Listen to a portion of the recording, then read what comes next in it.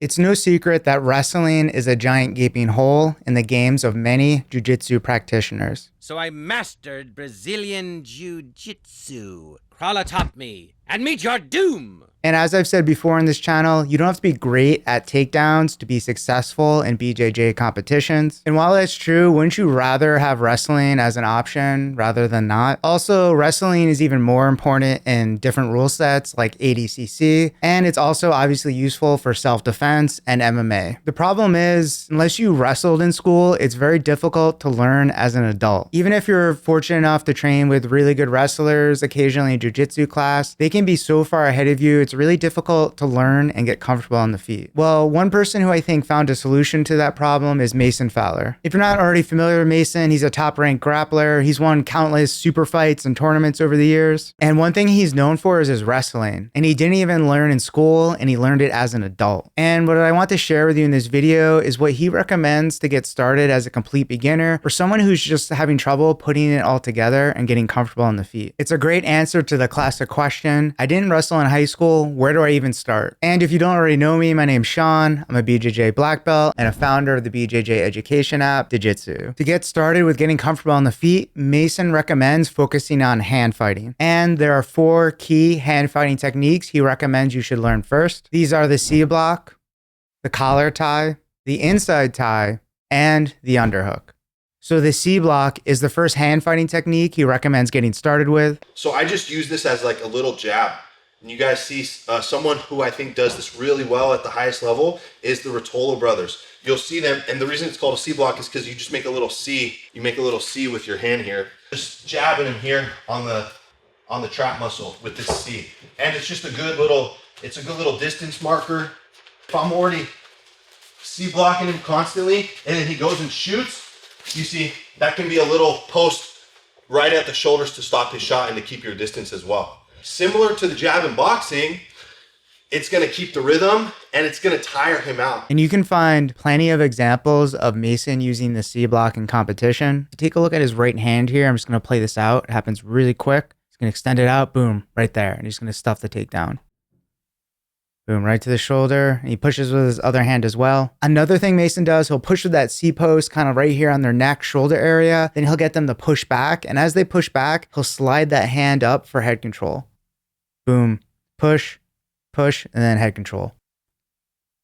Pushes around that neck there. Gives a good step.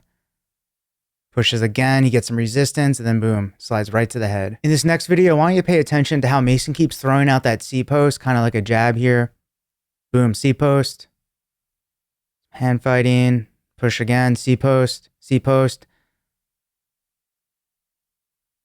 And then there he goes for that head control there. So that brings us on to our next move. The collar tie, which is going to be like a head control, right? You see, like the best guy doing this right now is Gordon.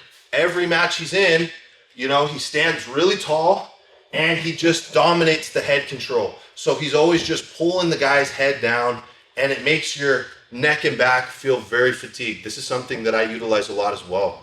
Okay, so we're looking for a head control, right? And usually our opponent will head control us back. The collar tie or head control in particular is something Mason is damn good at. You can watch any of Mason's matches where he's on the feet. He really likes to look for this collar tie. Sometimes he brings the other hand. He really likes to weigh on their heads and make them really tired, you know, break their posture down. Here's one example here. You know, you can see him, look there, going for that head control. He's bringing the other hand in right there. Yeah. Just being really heavy on his opponent and putting a ton of pressure on them. Right away, he goes for the head control again. Here's another great example of Mason using the collar tie. You know, you'll also see some C posts in there. I want you to listen to what the commentators are saying, including Gordon Ryan. It looks like these collar ties are starting to get to him. It looks like he's starting to get a little tired. Same thing. It looks like he's already starting to feel the weight of those collar ties. Just with the way he's defending them, he's got like fighting them with his back, fighting them with his neck. And if you look at the amount of time that Mason is on the head once he grabs it, Heisem is not just clearing the ties immediately. And another thing, he often takes opponents down or makes them sit to their butt just by continually pressing them with this C post, head control, C post, collar tie. So right here, C post, head control, and then boom. And you notice how his opponent basically sits down there. That's a theme I want you to pay attention to with Mason and his matches in general, but also the next couple of clips. You know, C-post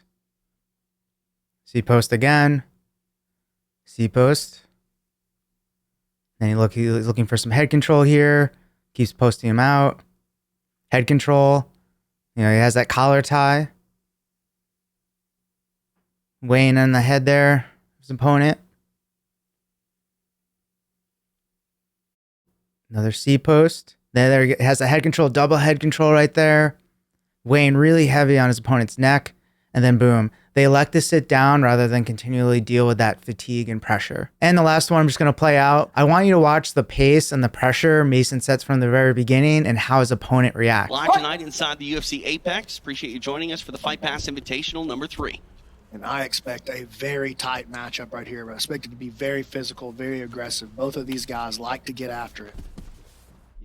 In case you didn't pick up on it today, the stuff I'm showing you today is from a course we just released from my company Jiu-Jitsu called Effective Wrestling for Submission Grappling. The full version is behind our paywall, but I just wanted to share some of this stuff with you because I know it's something many of you are interested in. Anyway, if you're interested in checking it out, I put a link down below in the description. So the next hand fighting technique Mason recommends builds directly off the collar tie, and this is the inside tie. So I'm going to dig my hand inside of his head control. And now I can just use my elbow to pop that off. And I'm going to make a hook right in the back of his armpit here.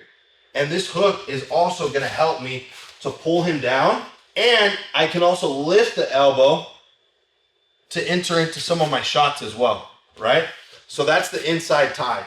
So my goals are head control, inside tie. In this clip, I want you to pay attention to how Mason will have the collar tie. Then he likes to upgrade to an inside collar tie. And then he'll often go for double head control or like a snap down from there. So like he has his collar tie here. Then he has that hand on the inside right there, his inside collar tie. And then he'll go to that double head control to really just like wear on his opponent. And finally, this leaves us with our last hand fighting position, and that is the underhook. The last thing I want you guys to think about is underhooks. This is a very dominant position. If I can get the underhook, and I have the head control on the other side, I have a really dominant inside position. This is going to be a good position to attack from. Not only that, but it's going to be a position where your opponent feels exposed and he's going to feel really uncomfortable there. So even if you hang out there for a couple seconds, push him, pull him, the whole time he's going to be really tense and uncomfortable. And there's not very many attacks that he can do from there. So I shouldn't be super uncomfortable, right? So I want you guys to notice when I have this underhook, look how I'm controlling high on the shoulder and look at my head positioning. I want my head to be going right into this guy's neck. I want to have this dominant head positioning here. I don't want to have the underhook and have him beating me with the head positioning. Okay, so I'm beating him with the head positioning.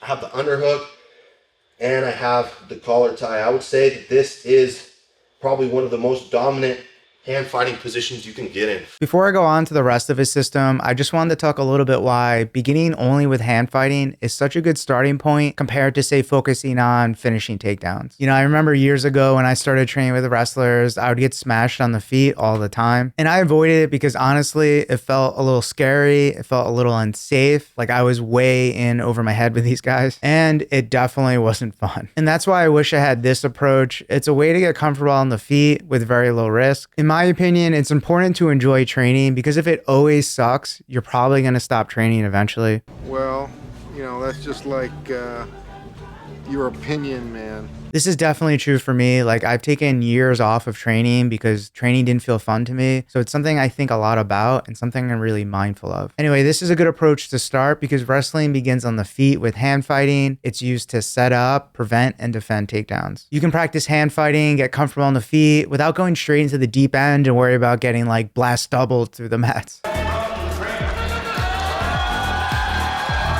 It's a great way to learn, still have fun, and then ramp up intensity over time. So now that we reviewed the 4 techniques that Mason recommends getting started with, the next thing we're going to talk about is how Mason likes to use these as drills, as warm-ups to begin to get comfortable on the feet. I want to see you guys at first, while you get comfortable, I want to see you guys hand fighting at like 60, 70%, and I want to see you guys doing a couple rounds of 3 minutes. That's how you can start. 2 rounds of 3 minutes at 60%. Work your way up, go to 3 rounds of 3 minutes, and then eventually get to the point where you can do a 5-minute round at the end of practice when you're tired at 100% without just crumbling.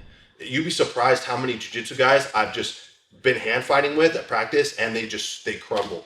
They take a really bad shot like this and give up bad position, or they just do a sloppy guard pull just because they can't handle staying on the feet with someone that's hand fighting, okay? He also mentions you can introduce other grips like body locks, Russian ties, and eventually introduce takedown setups as you get more experience. After adding these drills into your routine and sticking with them, you're just going to spend more time on the feet, and naturally, you're going to get more comfortable. The point of this is get comfortable when you're on the feet.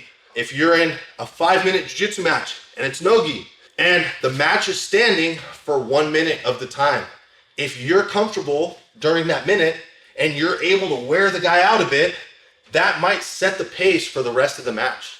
So we always want to be the one that's dominant on the feet, and we always want to be able to make our opponent tired when we're on the feet. As we've seen with Mason's matches, by getting good at these drills, doing them over time, and building capacity in them, you can wear out opponents on the feet without even attempting a takedown. And now that you're comfortable on the feet, it's no longer this great leap to introduce basic takedowns and finishes. One thing I think a lot about is taking ownership of your own jiu-jitsu development. You may train at a gym that doesn't train a lot of takedowns. If that's the case and you want to develop this skill, the things Mason showed here is a great way to do exactly that. You know, you can grab a training partner, tell them what you're doing. You can do these drills before and after class or whenever you can. Anyway, I hope you found this video useful, and thank you for watching.